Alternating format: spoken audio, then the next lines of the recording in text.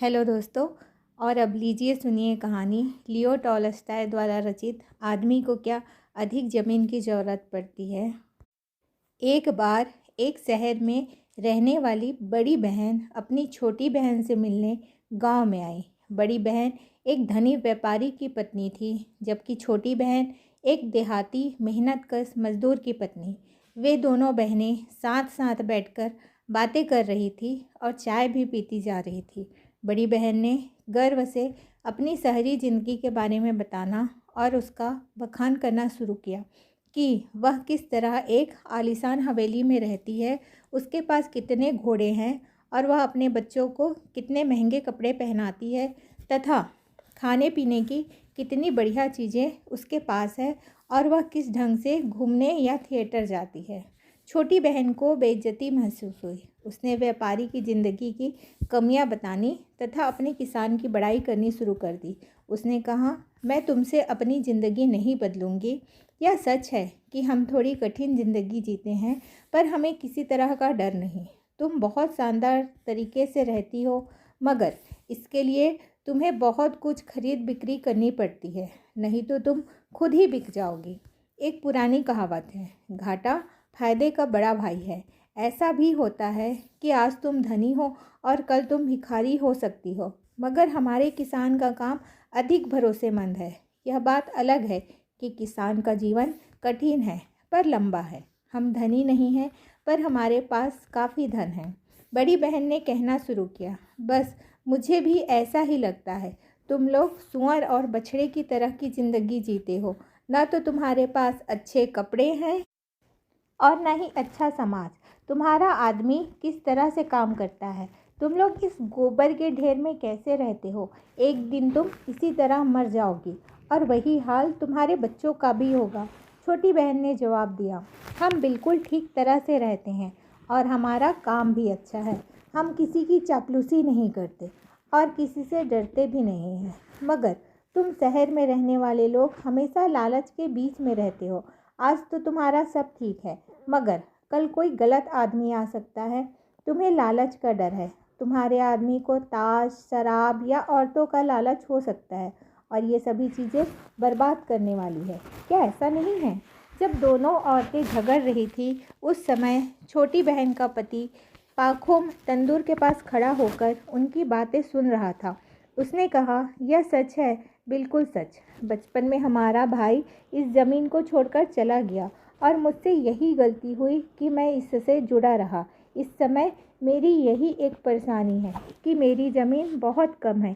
यदि मेरे पास उतनी अधिक ज़मीन होती जितनी मैं चाहता था, तब मुझे किसी का भी डर नहीं होता, शैतान का भी नहीं। वे औरतें चाय पीकर कपड़ों के बारे में बातें करती रही और फिर उन्होंने चाय के बर्तन रखे तथा सोने चली गई। लेकिन शैतान तंदूर के पीछे बैठा था और उसने सब कुछ सुन लिया था। उसे इस बात की खुशी थी कि उस देहाती औरत ने अपने पति को भी अपने साथ डिंग मारने में शामिल कर लिया था कि उसके पास काफ़ी ज़मीन होती, तब शैतान भी उसका कुछ नहीं बिगाड़ सकता था। शैतान ने सोचा, ठीक है, मुझे कुछ करना ही पड़ेगा। मैं इन लोगों को काफ़ी ज़मीन दूंगा और मेरी मुलाकात इन लोगों से उसी ज़मीन पर होगी। उन किसानों के बगल में ही एक छोटी ज़मीन की मालकिन रहती थी। उसके पास 324 एकड़ ज़मीन थी। वह किसानों के साथ बिना उन्हें नाराज़ किए ही आराम से रहा करती थी। उस औरत ने नौकरी से अवकाश लेकर वापस आ चुके एक सैनिक को अपनी संपत्ति की देखभाल के लिए मैनेजर रख लिया था। वह मैनेजर सभी किसानों पर दंड के रूप में कुछ न कुछ शुल्क लगा देता था। पाखों चाहे जितना भी सावधान रहता, उससे कुछ गलती हो ही जाती थी, जैसे पड़े हुए जौ का कुचला जाना, या उसकी गाय बगीचे में घुस जाती, या उसके मवेशी चारागाह में चरने चले जाते। उसे किसी न किसी चीज़ के लिए बार बार दंड के रूप में भुगतान करना ही पड़ता था।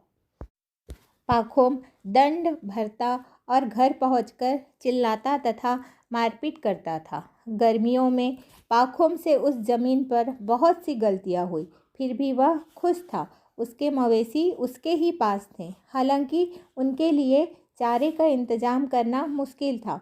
और इसका उसे अंदाज़ा भी नहीं था।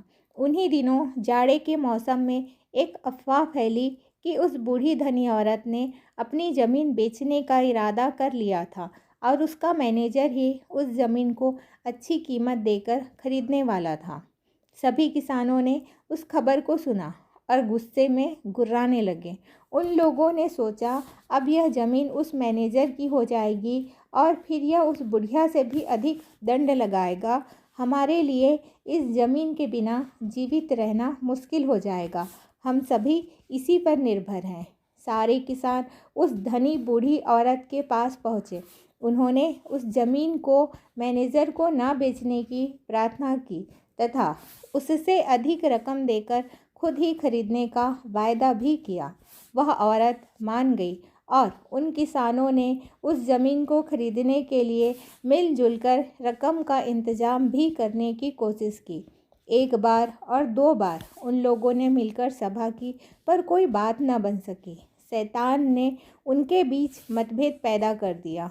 अब किसी भी समझौते पर पहुंचना उनके लिए नामुमकिन था। किसान उस ज़मीन को अपनी हैसियत के मुताबिक खरीदना चाहते थे और वह बूढ़ी औरत भी उनकी इस बात पर राजी थी।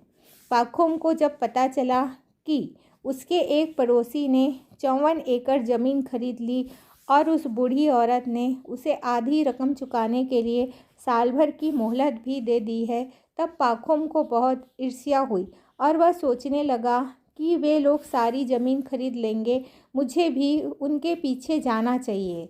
उसने अपनी पत्नी से इस बारे में बात की और कहा, लोग ज़मीन खरीद रहे हैं, हमें भी 27 एकड़ ज़मीन खरीदनी चाहिए। इस तरह से जीवन जीना मुश्किल है, क्योंकि वह मैनेजर सब कुछ जुर्माने के रूप में भुगतान लेकर खाता जा रहा है। उन्होंने गंभीरतापूर्वक विचार किया कि उस ज़मीन को किस तरह से खरीदा जाए और इसके लिए उन्होंने 100 रूबल इकट्ठे किए तथा अपना घोड़ा और तैयार हो चुके आधे मधुमक्खियों के छत्तों को भी बेच दिया। उसने अपने लड़के को भी काम पर लगा दिया और अपनी साली से भी कुछ रकम उधार ले ली। इस तरह उन लोगों ने उस ज़मीन के लिए आधी रकम भी जुटा ली। पाखुम ने अपनी सारी रकम इकट्ठा की और करीब 40 एकड़ ज़मीन का चयन भी कर लिया। उस ज़मीन पर कुछ पेड़ भी थे। पाखुम उसे खरीदने के लिए सीधा उस धनी बूढ़ी महिला के पास पहुंचा। वहां उसने 40 एकड़ के लिए मोलभाव भी किया और पेशगी की रकम भी चुका दी। वहां से वे शहर गए और ज़मीन की खरीद को एक कानूनी रूप देकर आधी रकम का भुगतान भी कर दिया तथा उनमें बकाया रकम का भुगतान 2 वर्षों में कर देने का इकरारनामा भी हो गया। अब पाखुम के पास उसकी अपनी ज़मीन थी, जिसमें पाखुम ने बीज भी बो दिए। एक ही साल में उसने उस धनी बुढ़िया और अपने साले का कर्ज भी चुका दिया। पाखुम अब उस ज़मीन का मालिक बन चुका था। उसने अपनी सारी ज़मीन की जुताई कर डाली और उसकी बुआई भी कर दी। उसने अपनी ज़मीन पर भूसा काटा और मवेशियों के लिए चारे का भी इंतजाम किया। पाखुम अपने लंबे चौड़े खेत को जोतने के लिए जाता और फसल का हिसाब किताब भी रखता था। इतना सब कुछ हो जाने पर भी वह संतुष्ट नहीं था। वहाँ की घास उसे बर्बाद होती महसूस हो रही थी। उसमें खिले फूल उसे कुछ अलग ही नज़र आते थे। शुरू में वह अपनी ज़मीन पर एक ज़मीन की तरह जाता था, पर अब वह ज़मीन उसे कुछ अजीब सी लगने लगी थी। पाखुम की ज़िंदगी अब आराम से गुजर रही थी। सब कुछ ठीक ठाक चल रहा था, पर केवल कुछ किसान मजदूर उसके चारागाह और अनाज के लिए बिना अनुमति के घुसे जाते थे। उसने उन्हें ऐसा न करने के लिए कहा, पर वे नहीं माने। अब तो कुछ चरवाहे लड़के अपनी गायों को उसके चारागाह में घुस जाने देते थे और रात के पहरेदारों से बचकर घोड़े बाजरे के खेत में भी घुस जाते थे। पाखुम उन्हें भगा देता और माफ़ भी कर देता था, पर उसने कभी भी कानून का सहारा नहीं लिया। धीरे धीरे वह इससे परेशान हो गया और उसने जिले में इसकी शिकायत करने की कोशिश की। वह जानता था कि यह सब कुछ किसान मजदूरों की दुष्टता से नहीं बल्कि लापरवाही से हो रहा था। पर उसने सोचा इसकी अनदेखी करना ठीक नहीं है, नहीं तो वे लोग हमेशा इसे अपनी मवेशियों का ही चारागाह बना देंगे। मुझे इसके लिए उन्हें सबक सिखाना ही होगा। एक बार उसने इसकी शिकायत न्यायालय में की और फिर दोबारा भी की। उन किसानों पर दोनों ही बार जुर्माना लगा। पाखुम के पड़ोसी किसान उससे नाराज़ हो गए और इस बार तो जानबूझकर उसके खेतों में उसकी अनुमति के बिना ही घुस गए। कुछ किसान तो उसके पेड़ों वाली ज़मीन में रात को गए और उनमें से कुछ ने तो उसके छायादार पेड़ उन फलों के लिए काट डाले जिन्हें सुखाकर आटा बनाया जाता था। पाखुम अपने बगीचे में पहुंचा और वहां की हालत देखकर पीला पड़ गया। पेड़ों की डालियां कटी पड़ी थी और कुछ ठूठ ही खड़े थे। इतने पेड़ों में से दुष्टों ने सभी को काट डाला, केवल एक ही पेड़ बचा है। पाखुम गुस्से में भरकर बोला, यदि मुझे पता चल जाता कि यह काम किसने किया है तब मैं उसे तोड़कर रख देता। उसने बार बार सोचा यह काम कौन कर सकता था। उसके मन में विचार आया कि सिमयान के अलावा और कोई इस काम को नहीं कर सकता है। वह सीधा सिमयान के घर पहुंचा। उन दोनों में झगड़े वाली बहस हुई। पाखुम को पूरा यकीन हो गया कि यह काम सिमयान ने ही किया होगा। उसने उसकी शिकायत दर्ज करा दी और इसके लिए वे अदालत भी गए। उन्होंने इसके लिए एक दूसरे पर मुकदमे भी किए। वह किसान बरी कर दिया गया क्योंकि उसके खिलाफ कोई सबूत न मिल सका। पाखुम अभी तक नाराज़ था और वह न्यायाधीशों पर भी गुस्सा हो गया। उसने कहा, तुम लोग उन चोरों की तरफदारी कर रहे हो। यदि तुम भले आदमी होते तब उन चोरों को यूं ही ना छोड़ते। पाखुम ने अपने पड़ोसियों के साथ साथ उन न्यायाधीशों से भी झगड़ा किया। उन लोगों ने उसे उसकी फसल जब्त करने की धमकी दी। पाखुम फिर से सामुदायिक केंद्र में कुछ अधिक नियंत्रण के साथ अपने फैले हुई खेतों में लगा रहा। इधर कुछ समय से एक अफवाह यह भी फैली कि लोग नई जगहों पर पलायन कर रहे हैं।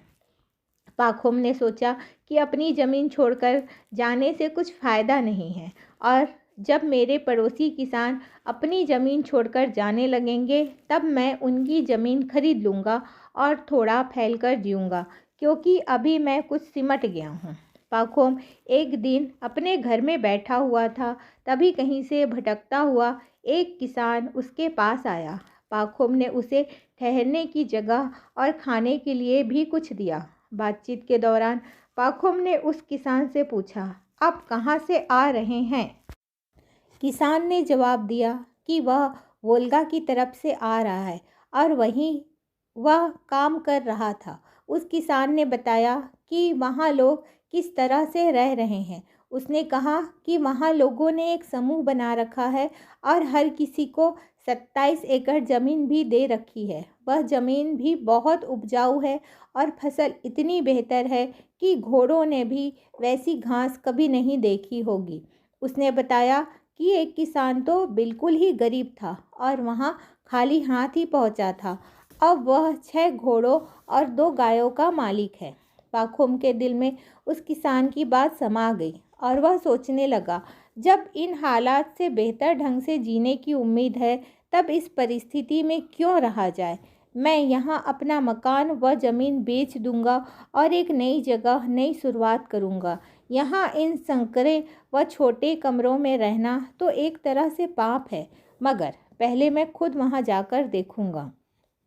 पाखुम ने 1 साल के लिए अपनी तैयारी कर ली और चल दिया। समारा से वोल्गा तक वह स्टीमर से गया और वहाँ से उसने करीब 265 मील तक की यात्रा पैदल ही तय की। इस तरह वह अपनी मंजिल तक पहुँच ही गया। जैसा उसने सुना था वह जगह बिल्कुल वैसी ही थी। यहाँ किसानों के रहने का स्तर काफ़ी बेहतर था और सभी के पास 27 एकड़ के खेत भी थे तथा वे अपने समाज की स्थिति से खुश थे। यदि वहाँ किसी के पास थोड़ी भी रकम होती तो वह अच्छी से अच्छी ज़मीन अपनी इच्छानुसार उसके लिए किए गए आवंटन के अतिरिक्त भी 3 रूबल देकर खरीद सकता था। आप यहाँ जितनी भी चाहे ज़मीन खरीद सकते थे। पाखोम ने अपनी छानबीन पूरी कर ली और बसंत के मौसम में घर वापस लौट आया। यहाँ आकर उसने अपनी हर चीज़ बेचने की तैयारी शुरू कर दी। उसने अपनी ज़मीन फ़ायदे में बेच दी और घर बेचा, अपने मवेशी बेचे तथा सामुदायिक केंद्र से अपना नाम भी कटवा लिया। पाखोम ने बसंत के मौसम तक इंतज़ार किया, फिर अपने परिवार के साथ उस नई जगह के लिए चल पड़ा। पाखोम अपने परिवार के साथ नई जगह पर आ गया और उसने अपना नाम वहाँ के बड़े गांव में दर्ज करवा दिया। वह वहाँ लोगों से मिला और अपने सारे कागजात भी बनवा लिए। पाखोम को वहाँ के लोगों ने सहमति भी दे दी और 5 लोगों के लिए 135 एकड़ ज़मीन भी दे दी गई, जो कि अलग अलग जगहों पर थी और जिसमें चारागाह अलग थे। पाखोम ने अब वहाँ अपनी व्यवस्था भी बना ली थी। उसने मवेशी रख लिए और अब उसकी ज़मीन भी पहले की तुलना में 3 गुना अधिक थी। साथ साथ उसकी यह ज़मीन भी अधिक उपजाऊ थी। उसकी ज़िंदगी अब पहले से 10 गुना बेहतर थी। उसके पास खेती वाली ज़मीन और ज़रूरत के हिसाब से काफ़ी चारा भी था। वह जितने चाहता उतने अधिक मवेशी रख सकता था। शुरू में जब वह व्यवस्थित हो रहा था तब वह बहुत खुश था। फिर उसे वे कमरे भी छोटे लगने लगे। पहले साल पाखोम ने गेहूं बोए थे, जिसकी फसल बहुत ही अच्छी थी। वह गेहूं ही बोना चाहता था, पर इस काम के लिए उसके पास ज़मीन थोड़ी कम थी और उसे यह खराब भी लगता था। गेहूं घास पर या परती ज़मीन पर बोया गया। उन्होंने उसे साल 2 साल बोया और फिर ज़मीन खाली छोड़ दी ताकि इस पर फिर से घास उग जाए। वहाँ इस तरह की ज़मीन वाले बहुत से लोग थे। वहाँ पर आपस में झगड़े भी होते थे। कोई किसी से धनी था और कोई गरीब। वे सभी ज़मीन पर बोना चाहते थे और गरीब लोगों को व्यापारियों से मिलने वाले कर्ज पर निर्भर रहना पड़ता था। पाखोम भी अधिक से अधिक ज़मीन पर बुआई करना चाहता था। अगले साल वह एक व्यापारी के पास पहुंचा और उससे उसने एक ज़मीन किराए पर ली। उसने उसे भी बोया और अच्छी फसल पैदा की। वह ज़मीन गांव से काफ़ी दूर थी और उसे इसके लिए 10 मील चलना पड़ता था। उसने देखा कि वहाँ के किसान कितनी बड़ी बड़ी हवेलियों में रहते हैं और वे बहुत धनी भी हैं। पाखोम सोचता था कि यही तो ज़िंदगी है। यदि मैं अधिक से अधिक ज़मीन खरीद लूँ तो मैं भी एक हवेली रख सकता हूँ। अब पाखोम ने इस विषय पर गंभीरता से सोचना शुरू कर दिया था कि वह इसे किस ढंग से पा सकता है। धीरे धीरे पाखोम को वहाँ रहते हुए 3 साल बीत गए। उसने ज़मीनें किराए पर ली और गेहूँ बोए। उसके वे साल बहुत अच्छे बीते और गेहूं की फसल भी अच्छी हुई तथा उसे अच्छा मुनाफा भी हुआ। जैसे जैसे समय बीतता गया, पाखोम के लिए आदमियों के साथ ज़मीन खरीदना परेशानी का और समय की बर्बादी का कारण बनता गया। जहाँ कहीं भी अच्छी ज़मीन होती, किसान वहाँ चले जाते और उसे आपस में बांट लेते थे। उसे सस्ती ज़मीन खरीदने में हमेशा देर हो जाती थी और वह उसमें कुछ बो भी नहीं पाता था। लेकिन तीसरे साल एक व्यापारी के साथ साझे में उसने किसानों के चारागाह की वह ज़मीन ली जिसे वह पहले ही जोत चुके थे। किसानों ने इसके लिए कानून का दरवाज़ा खटखटाया और इस काम में पाखोम को नुकसान हो गया। उसने सोचा, यदि मैं ज़मीन का मालिक हो जाऊं तो मुझे किसी की चापलूसी नहीं करनी पड़ेगी और इसमें कुछ गलत भी नहीं है। पाखोम ने अब छानबीन करनी शुरू कर दी कि वह अधिक से अधिक ज़मीन कहाँ खरीद सकता था। इस मामले में उसने एक किसान से भी मुलाकात की। वह किसान अपनी 1350 एकड़ ज़मीन बेचने वाला था। चूँकि वह उससे छुटकारा पाना चाहता था, इसलिए उसने उसे मोलभाव करने के बाद बेच दिया। पाखोम ने भी उससे खूब मोलभाव व बहस की और आखिर में वह किसान 1500 रूबल में अपनी ज़मीन बेचने के लिए तैयार हो गया। जिसमें आधी रकम बतौर ज़मानत पहले जमा करनी थी। उन लोगों में अब एक समझौता भी हो चुका था कि तभी उधर से एक फेरी वाला गुजरा, जिसने पाखुम से कुछ खाने के लिए मांगा। उन लोगों ने साथ साथ चाय पी और फिर बातें शुरू कर दी। उस फेरी वाले ने पाखुम को बताया कि वह दूर बास्खीर से आ रहा है। उसने यह भी बताया कि वहाँ उसने उन लोगों से 6,600 एकड़ ज़मीन खरीदी है, जिसके लिए उसे सिर्फ 1,000 रूबल ही चुकाने पड़े थे। पाखुम ने उससे सवाल पूछने शुरू कर दिए और फेरी वाले ने उसे पूरी कहानी सुनाई। मैंने एक बूढ़े आदमी को कुछ इस तरह संतुष्ट किया। उसे मैंने 100 रूबल के ड्रेसिंग गाउन और कालीन के साथ पीने के लिए थोड़ी वाइन दी थी। इस तरह मुझे 20 कोपेक प्रति एकड़ के हिसाब से वह ज़मीन मिल गई। वह ज़मीन नदी के तट पर है और उसकी ढलान पर घास उगी है। पाखुम ने उससे धीरे धीरे ज़मीन के बारे में पूछना शुरू किया कि वह उसने कैसे और किससे हासिल की थी। उस व्यापारी ने बताया कि वहाँ ज़मीन बहुत अधिक है, मगर तुम्हें वहाँ पहुँचने में समय लगेगा और वहाँ के लोग बिल्कुल ही बेवकूफ़ हैं। तुम उस ज़मीन को मुफ्त में ही पा सकते हो। अब पाखुम ने सोचना शुरू कर दिया। मैं 1,350 एकड़ के लिए अपने 1,000 रूबल क्यों खर्च करूं और अपने गले में कर्ज भी लटकाए रहूं। वहाँ मुझे 1,000 रूबल में ही कितनी अधिक ज़मीन मिल जाएगी। पाखुम ने उस फेरी वाले से पूछा कि वहाँ कैसे पहुँचा, और जैसे ही फेरी वाला वहाँ से गया, उसने वहाँ जाने का इरादा पक्का कर लिया। उसने अपना घर अपनी पत्नी के हवाले किया और अपने साथ एक आदमी लेकर चल पड़ा। जब वे शहर पहुँचे तब उन्होंने चाय, उपहार और जैसा कि उस व्यापारी ने बताया था, शराब भी खरीदकर अपने पास रख ली। वे चलते गए और चलते चलते उन्होंने 330 मील की यात्रा भी पूरी कर ली। 7 दिन चलने के बाद वे बास्खीर की पहाड़ियों वाले क्षेत्र में आ गए। वह जगह बिल्कुल वैसी ही थी जैसा कि उस फेरी वाले ने बताया था। वहाँ के लोग नदी के किनारे घास के मैदान में तंबुओं से ढकी झोपड़ियों में रहते थे। वे खुद खेती नहीं करते थे और ब्रेड भी नहीं खाते थे। उनके मवेशी घास चरते और घोड़े झुंडों में रहा करते थे। उनकी झोपड़ियों के पीछे घोड़ों के बच्चे बंधे थे और 2 दिनों के अंतराल पर वे घोड़ियों को उनके पास ले जाते थे। वे लोग घोड़ियों से दूध निकालते और फिर उससे खमीर बनाकर शराब बनाते थे। उनकी औरतें उससे चीज़ भी बनाती थी और वे लोग सिर्फ शराब व चाय पीना तथा मांस खाना और सरकंडे का पाइप बजाना ही जानते थे।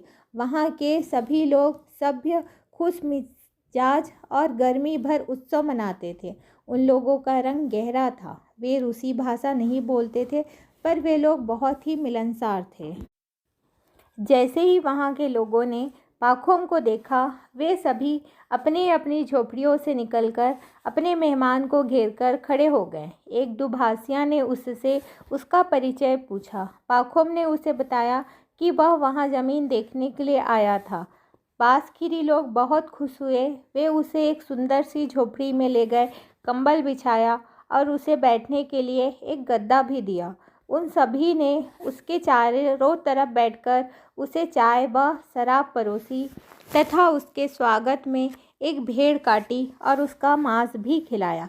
पाखुम ने अपनी घोड़ा गाड़ी से उनके उपहार निकाले और उनमें बांटना भी शुरू कर दिया। पाखुम ने बास्खीरों को चाय दी। चाय पाकर वे बहुत खुश हुए और साथ साथ कुछ बोलते रहे, जिसे समझना मुश्किल था। फिर उन्होंने दुभाषियों को बोलने के लिए कहा। दुभाषिये ने बताया, वे कहते हैं कि वे सब यह पाकर बहुत खुश हैं और हमारे यहाँ रिवाज है कि हम अपने मेहमान को संतुष्ट करते हैं तथा उसे उपहारों के बदले में कुछ देते हैं। अब हमें बताओ कि हमारे पास ऐसा क्या है जो हम तुम्हें दे सकते हैं। पाखुम ने कहा, तुम्हारे पास ज़मीन है और मैं तुम्हारी कुछ ज़मीन खरीदना चाहता हूँ। मेरे देश में ज़मीन की बहुत कमी है। ज़मीन पर कुछ पैदा करना मरने के बराबर है।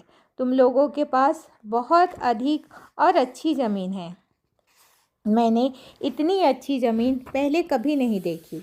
दुभाषिया उन लोगों की बातें बताता गया और वहाँ के लोग बोलते गए। पाखुम यह तो नहीं समझ पा रहा था कि वे क्या कह रहे हैं, पर इतना उसे महसूस हुआ कि वे लोग भले थे और ऊंची आवाज़ में हंसते हुए बोलते थे। तभी अचानक वे चुप हो गए और पाखुम की तरफ देखने लगे। दुभाषिए ने बताया, ये लोग कह रहे हैं कि तुम्हारी दयालुता के बदले वे तुम्हारी इच्छा के अनुसार वे तुम्हें ज़मीन दे देंगे। बस तुम ज़मीन उन्हें दिखा दो और वह ज़मीन तुम्हारी हो जाएगी। वे लोग अभी बातें कर ही रहे थे कि आपस में झगड़ने लगे। दुभाषिए ने बताया, कुछ लोग कह रहे हैं कि ज़मीन के लिए मुखिया से पूछ लेना चाहिए और बिना उनकी सहमति के यह काम नामुमकिन है, जबकि दूसरे लोग कह रहे हैं कि यह काम बिना मुखिया के भी हो सकता है। सभी बास्कीर अभी झगड़ ही रहे थे, तभी वहाँ लोमड़ी के चमड़े का कंटोप लगाए एक आदमी आया। उसके वहाँ पहुँचते ही सभी लोग शांत होकर खड़े हो गए। दुभाषिए ने कहा, यही मुखिया हैं। पाखुम ने तुरंत ही अपना सबसे कीमती ड्रेसिंग गाउन निकाला और 5 पाउंड चाय के साथ मुखिया को दिया। मुखिया ने वह उपहार स्वीकार कर लिया और प्रधान की जगह बैठ गया। सभी बास्कीर उसे सारी बात बताने लगे। मुखिया ने उन सभी लोगों की बातें सुनी और अपनी सहमति से अपना सिर हिलाता रहा। जब सभी लोग चुप हो गए तब उसने पाखुम से रूसी भाषा में बोलना शुरू किया। ठीक है, यह काम हो सकता है। जितनी ज़मीन तुम चाहो ले सकते हो। पाखुम ने सोचा, मैं जितनी ज़मीन चाहूँगा मुझे मिल जाएगी, पर मुझे इसे तुरंत ही सुरक्षित कर लेना होगा, नहीं तो ये लोग कहेंगे कि यह ज़मीन इनकी है और वे इसे वापस भी ले लेंगे। पाखुम ने कहा, आपकी दयालुता के लिए मैं आपको धन्यवाद देता हूँ। मैं देख चुका हूँ कि आपके पास बहुत अधिक ज़मीन है और मुझे बहुत अधिक ज़मीन नहीं चाहिए। आप मुझे केवल इतना बता दीजिए कि मेरी ज़मीन कौन सी है, और जैसे ही उसकी पैमाइश होगी वह मेरे लिए सुरक्षित हो जाएगी। यह सारा काम ज़मीन की खरीद फरोख्त के हिसाब से ही होना चाहिए, क्योंकि आप अच्छे लोग तो वायदा कर लेंगे, पर आगे समय ऐसा आ सकता है जब आपके बच्चे उसे वापस ले सकते हैं। मुखिया ने कहा, तुम बिल्कुल ठीक कहते हो, हमें इसे सुरक्षित कर देना चाहिए। पाखुम ने बोलना शुरू किया, मैंने सुना है कि एक व्यापारी यहाँ पहले भी आपके पास आया था, जिसे भी आप लोगों ने ज़मीन दी थी और मोलभाव भी किया था। मैं भी ज़मीन उसी ढंग से लेना चाहता हूँ। मुखिया सारी बात ठीक से समझ गया और बोला, ठीक है, वैसा ही होगा। हमारे पास एक क्लर्क है, हम शहर जाएंगे और सब कुछ हमारी मुहर के साथ होगा। पाखुम ने पूछा, ज़मीन की कीमत क्या होगी? हमारी ज़मीन की सिर्फ एक ही कीमत है, एक डायन की कीमत 1000 रूबल। पाखुम यह समझ नहीं सका। उसने पूछा, डायन की माप क्या है? इसमें कितने एकड़ होते हैं? मुखिया ने जवाब दिया, मैं यह नहीं जानता, पर हम ज़मीन डायन के हिसाब से ही बेचेंगे। इसमें तुम एक दिन में जितनी अधिक ज़मीन पर चल सकोगे वह ज़मीन तुम्हारी हो जाएगी, और उस एक डायन की कीमत 1000 रूबल है। पाखुम भौचक्का रह गया और बोला, मैं जितना भी एक दिन में चलूँगा वह ज़मीन मेरी हो जाएगी। मुखिया हंसा, हाँ, वह सब ज़मीन तुम्हारी हो जाएगी, पर इसमें भी एक ही शर्त है। यदि तुम जहाँ से चले थे वहाँ लौटकर एक दिन में वापस नहीं आओगे तब तुम्हारी रकम जब्त हो जाएगी। पाखुम ने पूछा, पर कैसे? जब मैं चलूँगा तब क्या मैं निशान लगा सकता हूँ? हाँ, जहाँ तुम चाहो हम वहाँ खड़े रहेंगे, और वहाँ पहुँचकर एक घेरा बना देना। तुम अपने साथ एक फावड़ा भी लिए रखना, तथा जहाँ तुम्हारी इच्छा हो एक छोटा सा गड्ढा बना देना और उसमें कुछ गाड़ देना। फिर हम उन सबको मिलाकर निशान बना देंगे। तुम जितने भी चाहो घेरे बनाते जाओ, पर इतना ज़रूर ध्यान रखना कि सूरज ढलने से पहले तुम वापस आ जाना। इस तरह तुम जितना बड़ा घेरा बना लोगे वह सब तुम्हारी ज़मीन हो जाएगी। पाखुम बहुत खुश हुआ। वे सभी लोग साथ साथ बाहर निकले। उन लोगों ने खूब बातें की और शराब पी तथा मीठ खाया। रात होने पर उन लोगों ने पाखुम के सोने के लिए बिस्तर कर दिया और फिर सोने चले गए। वे इस बात के लिए भी तैयार थे कि अगले दिन सूरज उगने के साथ बंदूक की एक आवाज़ पर वे सब इकट्ठा हो जाएंगे। पाखुम अपने बिस्तर पर लेटा हुआ था, पर उसकी आंखों में नींद नहीं थी। वह सारे समय अपनी ज़मीन के बारे में ही सोचता रहा। मैं वहाँ की सारी ज़मीन नाप लूँगा। मैं एक दिन में तकरीबन 30 मील चल सकता हूँ। एक दिन 1 साल के बराबर है। 30 मील के घेरे की ज़मीन का सौदा बुरा नहीं है। मैं उस ज़मीन का ख़राब हिस्सा बेच दूंगा या फिर उसे किसानों के पास ही रहने दूंगा। मैं अपने पास सिर्फ वही रखूंगा जिसे मैं चाहता हूँ और मैं यही बस भी जाऊंगा। मैं खेत जोतने के लिए 2 बैल और 2 मजदूर रख लूँगा। मैं 135 एकड़ ज़मीन पर खेती करूँगा और बाकी अपने मवेशियों के लिए चारागाह बना दूँगा। पाखुम सारी रात एक भी झपकी न ले सका। सुबह होने के ठीक पहले ही उसे नींद आ गई। उसे लगा कि वह उसी झोपड़ी में लेटा है और कोई उसे बाहर से आवाज़ दे रहा है। उसने सोचा कि उसे बाहर निकलकर देखना चाहिए कि माजरा क्या है। वह उठा और झोपड़ी के बाहर निकला। वह देखता है कि वहाँ वही मुखिया बैठा हुआ है और उसने अपने हाथ घुटनों पर टिका रखे हैं और बुरी तरह से हंस रहा है। पाखुम ने उससे पूछा, क्या बात है, तुम क्यों हंस रहे हो? फिर वह देखता है कि वहाँ वह मुखिया नहीं है, बल्कि वह फेरी वाला व्यापारी है जिसने उसे इस ज़मीन के बारे में बताया था। फेरी वाले को वहाँ देखकर वह पूछता है कि तुम यहाँ कब से हो? फिर वह देखता है कि वह फेरी वाला भी गायब हो गया है और उसकी जगह वही किसान है जो काफ़ी समय वोल्गा से आ रहा था। अचानक वह किसान भी गायब हो जाता है और उसकी जगह शैतान नज़र आता है जिसके सींगे और खूर है। वह शैतान बैठा है और ज़ोर ज़ोर से हंस रहा है। उसके सामने एक आदमी सिर्फ कमीज और पैंट पहने खड़ा हुआ है। पाखुम बहुत ध्यान से उस गिरे हुए आदमी को पहचानने की कोशिश करता है। पाखुम देखता है कि वह लेटा हुआ आदमी और कोई नहीं बल्कि वह खुद ही है। पाखुम यह देखकर डरकर उठकर बैठ जाता है। पाखुम अब जग जाता है और खुद से ही कहता है, मैं यह सपना देख रहा था क्या? वह अपने चारों तरफ देखता है और फिर बंद दरवाजे से बाहर झांकता है। बाहर रोशनी थी और दिन निकलना शुरू हो चुका था। उसने सोचा, लोग इकट्ठा हो रहे होंगे, अब चलना चाहिए। पाखुम उठा और उसने अपने आदमी को बग्घी में जगाया तथा तैयार होने के लिए कहा। उसने कहा, समय हो चुका है और ज़मीन नापने के लिए चलना चाहिए। सभी बास्खिर उठे और इकट्ठा हो गए। अब तक वह मुखिया भी आ गया। सभी लोगों ने वहाँ फिर शराब पी और पाखुम से उन लोगों ने चाय पीने के लिए भी कहा, पर पाखुम अब देर नहीं करना चाहता था। उसने कहा, हमें अब चलना चाहिए, समय बीतता जा रहा है।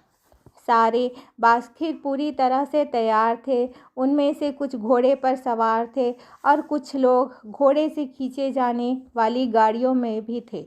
पाखुम अपनी घोड़ा गाड़ी में अपने आदमी के साथ बैठा था। उसने अपने पास एक फावड़ा भी रख लिया था।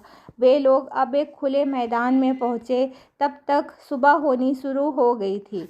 वे सभी एक ऊंचे टीले पर पहुँचे तथा अपने घोड़ों और बग्घी से उतरकर एक भीड़ में तब्दील हो चुके थे। मुखिया पाखुम के पास आया और उसने अपने हाथ से इशारा किया। मुखिया ने कहा, यहाँ से तुम जहाँ तक देख सकते हो सारी ज़मीन हमारी है और तुम जितना ज़मीन चाहो उतनी ले सकते हो। पाखुम की आंखें चमक उठी। वह सारा क्षेत्र बिल्कुल हरा भरा था और समतल भी था। उसमें जहाँ कहीं भी गड्ढे थे उनमें ऊंची ऊंची घास उगी हुई थी। मुखिया ने अपना लोमड़ी वाला कंटोप उतारा और उसे ज़मीन पर रखते हुए कहा, यहाँ यही वह जगह है जहाँ से तुमको शुरू करना है और फिर लौटकर यहीं वापस आना है। जितना भी तुम चल लोगे वह ज़मीन तुम्हारी होगी। पाखुम ने अपना पैसा निकालकर बटुए में रखा और काफ्तान उतारकर केवल कमीज में ही खड़ा हो गया। उसने अपनी कमर का फेटा कसा, अपनी गर्दन में एक छोटा सा थैला लटकाया और उसमें थोड़ी ब्रेड भी रख ली। कमर की बेल्ट में पानी की एक बोतल भी टांग ली तथा जूते के फीते भी बांध लिए। फिर उसने अपने आदमी से फावड़ा लिया और अब वह चलने के लिए बिल्कुल तैयार था। उसने बार बार सोचा कि किधर से शुरू किया जाए, क्योंकि वहाँ हर तरफ की ज़मीन एक ही जैसी थी। फिर उसने तय किया कि वह सूरज के निकलने वाली दिशा से शुरू करेगा। उसने अपना मुंह सूरज की तरफ किया और उसके क्षितिज पर आने का इंतज़ार करने लगा। वह सोच रहा था कि उसे अपना समय बर्बाद नहीं करना चाहिए।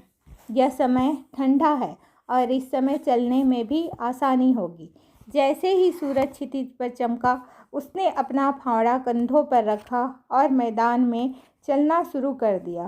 पाखुम न तो धीमे चल रहा था और न ही तेज। वह करीब 3500 कदम ही चला होगा कि तभी वह रुका और उसने एक छोटा सा गड्ढा खोदा और इसमें थोड़ी घास भर दी ताकि इसका पता दूर से ही चल जाए। वह आगे बढ़ता गया। अब उसने अपनी गति भी तेज कर दी थी। वह तेज़ी से आगे बढ़ता जाता था और छोटे छोटे गड्ढे बनाता जाता था। पाखुम ने पीछे मुड़कर टीले की तरफ देखा। वहाँ अभी भी लोग खड़े थे और उसकी बग्घी के पहिए धूप में चमक रहे थे। पाखुम ने अंदाज़ा लगाया कि वह भी 10 मील ही चला होगा। उसे अब गर्मी लगने लगी। उसने अपनी कमीज उतारकर अपने कंधे पर डाल ली। अब तक गर्मी काफ़ी बढ़ चुकी थी और उसने सूरज की तरफ देखा तो उसे लगा कि अब नाश्ते का वक्त हो चुका था। पाखुम ने सोचा, अब तक एक चरण पूरा हो चुका है और 4 चरण में दिन पूरा हो जाएगा। इस समय वापस मुड़ना काफ़ी जल्दी होगा। केवल मुझे अपने जूते उतार लेने चाहिए। वह वहीं ज़मीन पर बैठ गया और अपने जूते उतारकर उसने अपनी बेल्ट में लटका लिए और फिर चल पड़ा। इस तरह समय चलना आसान था और वह सोच रहा था कि मुझे 15 मील और जाना चाहिए, फिर वहाँ से दाहिनी तरफ मुड़ जाऊँगा।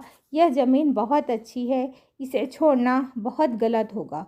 वह जितना अधिक आगे बढ़ता जाता, ज़मीन बेहतर से बेहतर होती जाती। थोड़ा और आगे चलने के बाद उसने पीछे मुड़कर उस टीले की तरफ देखा जहाँ लोग अब चींटियों की तरह नज़र आ रहे थे और वहाँ अब केवल कुछ हल्का सा चमक रहा था।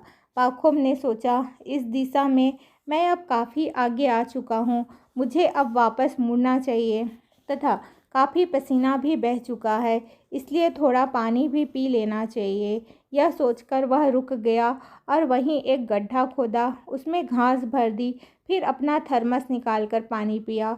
वहाँ से वह बाईं तरफ मुड़ गया और चलता गया।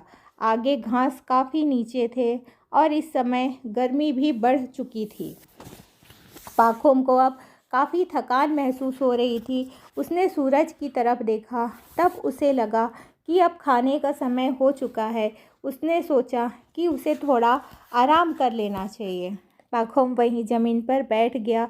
उसने ब्रेड खाई, पानी पिया, मगर वह लेटा नहीं, क्योंकि वह जानता था कि यदि वह लेटेगा तब उसे नींद आ जाएगी।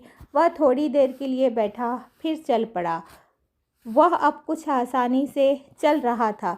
लगता था खाने ने अपना असर दिखाना शुरू कर दिया था, लेकिन इस समय बहुत अधिक गर्मी थी और सूरज नीचे की तरफ आ रहा था, किंतु पाखुम चलता ही जा रहा था। उसने सोचा, 1 घंटे की बर्दाश्त और ज़िंदगी भर का आराम। वह उसी दिशा में चला और उसने एक लंबी दूरी भी तय कर ली। वह अब बाईं तरफ मुड़ना ही चाहता था कि वहाँ की ज़मीन थोड़ी नम थी और इसे जाने देना बेवकूफ़ी थी। उसने सोचा, आज का दिन बहुत अच्छा है। वह आगे बढ़ता ही गया, फिर एक गड्ढा खोदा और वहीं से वापस मुड़ गया।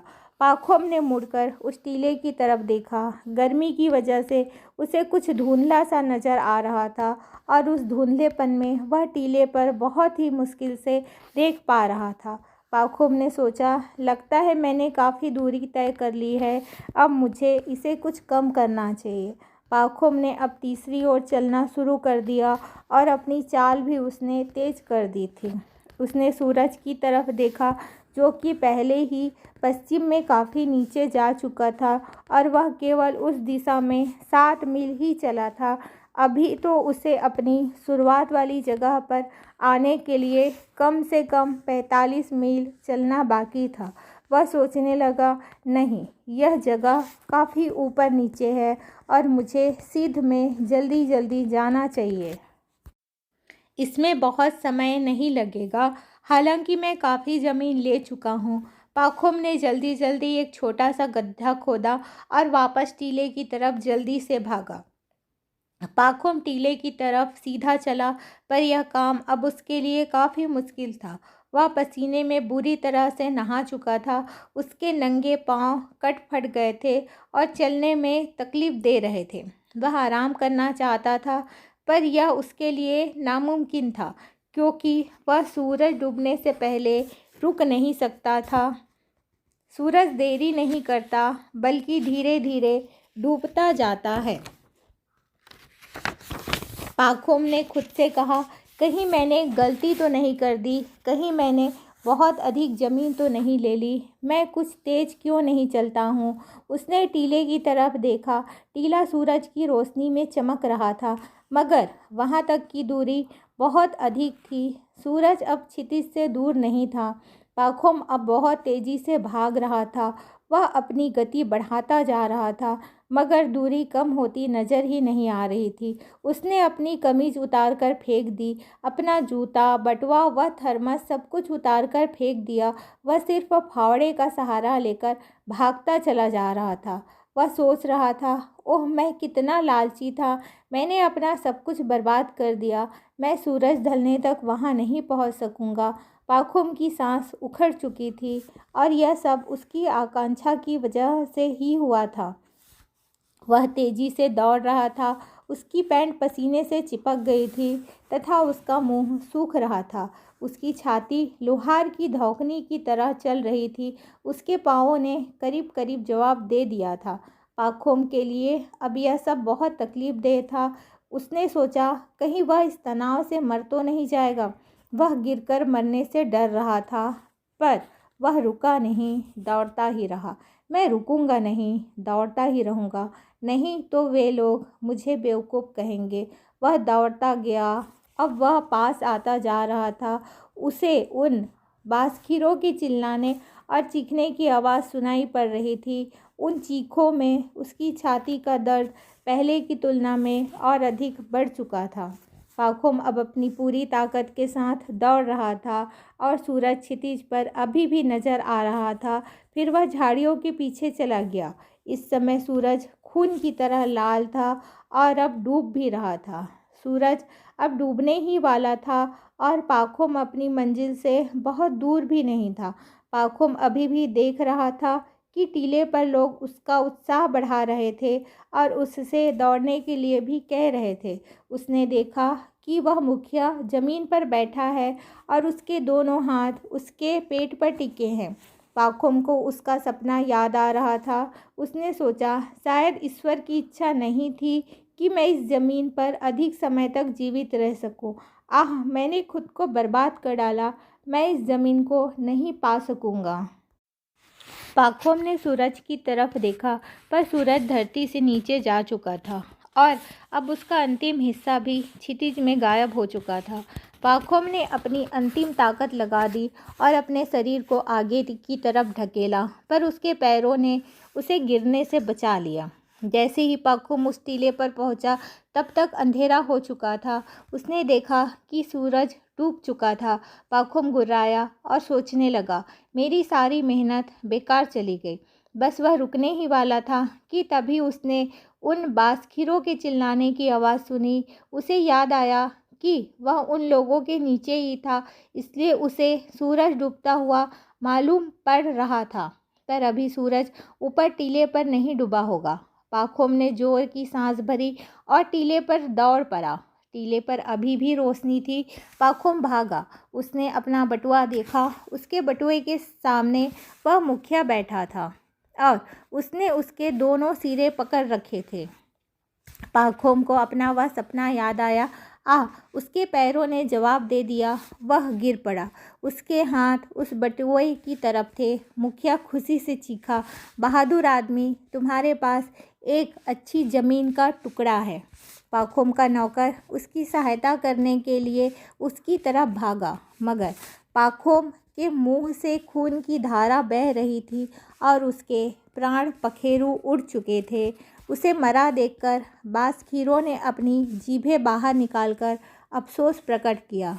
पाखुम के आदमी ने फावड़ा लिया और उसके लिए सिर से पांव तक की लंबाई की 7 फीट लंबी कब्र खोदी तथा पाखुम को उसमें दफना दिया। अभी आपने सुनी कहानी आदमी को क्या अधिक ज़मीन की ज़रूरत पड़ती है। और अब हम मिल देंगे एक नई कहानी के साथ।